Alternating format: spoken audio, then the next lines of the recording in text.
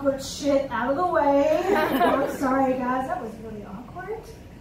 Well, thank you, Ernesto. Thank you, Jean. Happy birthday. Thanks for having me here. In case you're wondering, it just got really, really awkward, didn't it?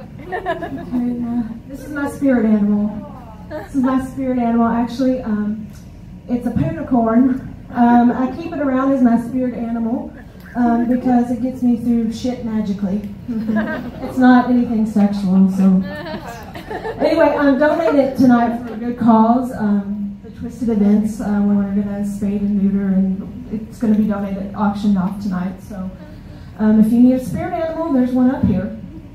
Anyway, so my name is Angie Mae. I'm your token lesbian for the evening. Hello, how y'all doing? Y'all doing okay? Yep, I just happen to be a country girl from Kentucky who's a lesbo. Yeah.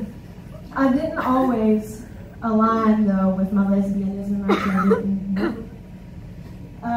See, what had happened was I went to church all my life. My grandpa, he was a pastor of a Pentecostal church. And so it was one of the churches where you shout and you run and you never sleep. You know, sometimes kids go to church and they go to sleep. Not me. I took Cheerios to church and I sit there and I'd be eating and snacking and watching all the saints shout. And it was just remarkable. It was crazy times. And I couldn't be comfortable with myself, though, because I was growing up and we would have to go to church Monday, Tuesday, Wednesday, Thursday, Friday, Saturday, Sunday, Monday. We were always in church all the time. I was worn out. And it got to the point as I got older, it was like borderline Handmaid's Tale shit. Y'all know what that is? Yeah. You familiar with that? And so I would walk into the church and I'd be like, praise be. I wouldn't make eye contact. Praise be, praise be. They're like, how you doing, Angie Mae? I'm under his eye. I'm under his eye. That's what's happening. It's crazy. And it was weird because they wanted me to wear a red dress and a bonnet. They did. I was like, I ain't gonna do that. Nope, that's not for me. But I'll wear a pantsuit and play the drums and be an undercover lesbian in the church for y'all. That's what I'll do. Good times. Tell you what. And they used to teach us about this thing that scared the bejesus out of me, the rapture.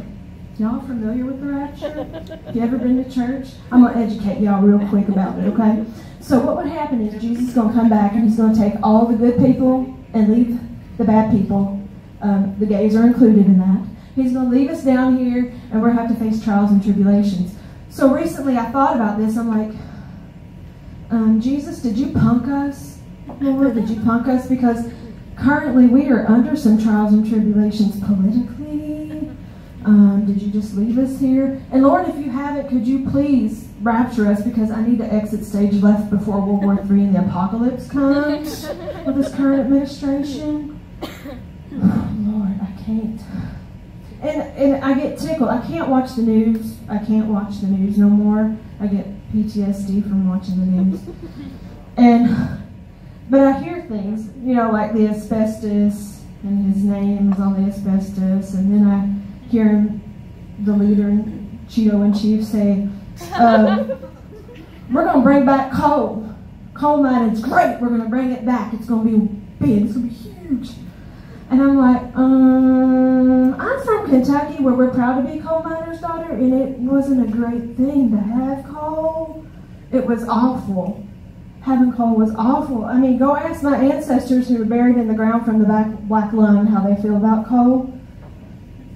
It's crazy. And like, it's equivalent to like having saying that, you know, we have bear farms and we're going to send a bear farm feeder and we're going to bring bear farm feeding back and we're going to have people feed the bears with just meat on their body, and it's real dangerous and crazy. So just send them down to the coal mine and it's equivalent to that. I can't talk about it no more. I can't talk about politics. Let me tell you about my coming out, because that's wonderful. I call my coming out story the awakening.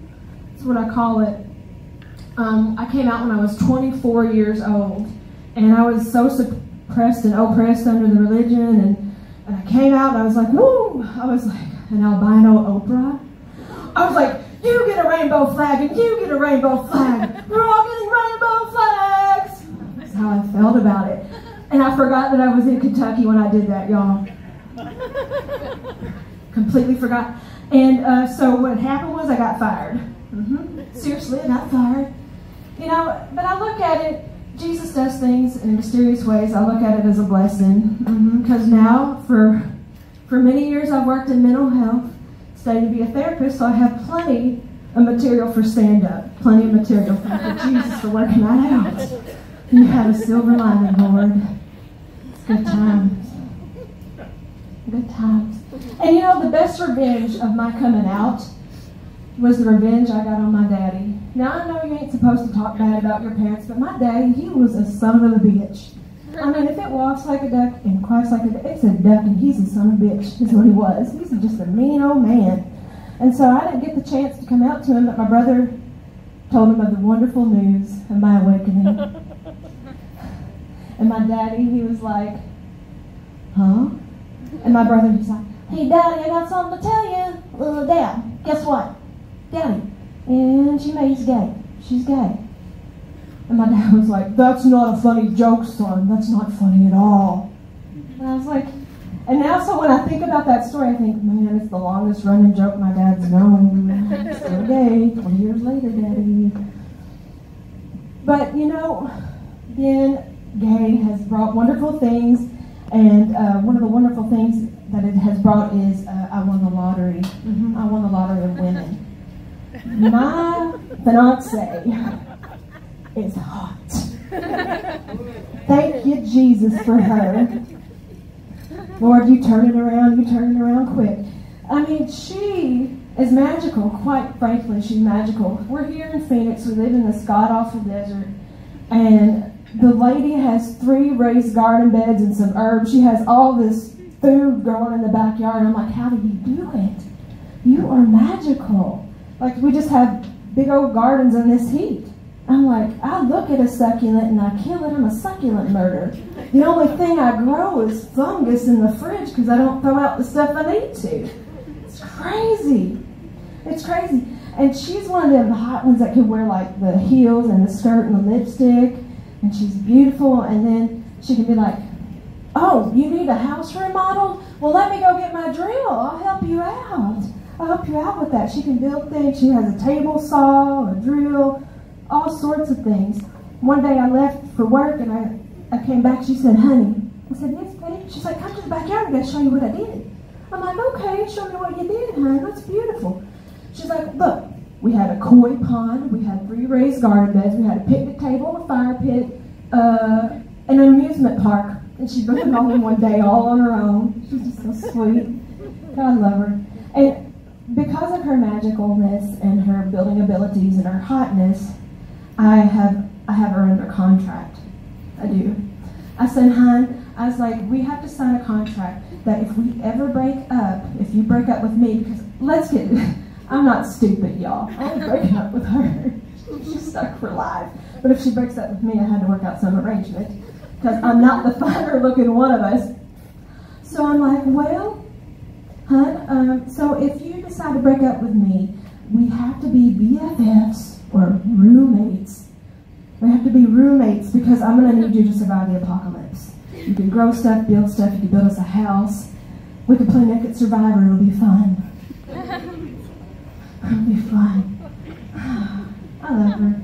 But for all her good qualities and her beautifulness and her building, she has this sweet innocence about her too. She'll just, I call her my Asian blonde. She escaped from Vietnam and she's tough. You know, she escaped the war over there, and I call her my Asian blonde. But she's innocent and just so naive sometimes. And so I remember we were laying in bed one night, and I said, honey, it's almost Easter and Passover. And I said, baby, do you know what Passover is? She was like, yeah, I do. That's where Jesus passed over from the cross to the grave. That's what happened. I said, you're right, honey. I didn't correct her. I said, he did. Yes, he rose again. Yes, he did. And then the other day, we're driving down the road, and I'm like, honey, there's that homeless man. She's like, yeah, there he is on his bike. We should give him some food sometime. I'm like, yeah, we sure should, honey. And she's like, I wonder where he lives. I did not have the heart to tell her, so I said, baby, honey, he lives under his eye. Praise be. Thank you very much. I'm Angie Mae.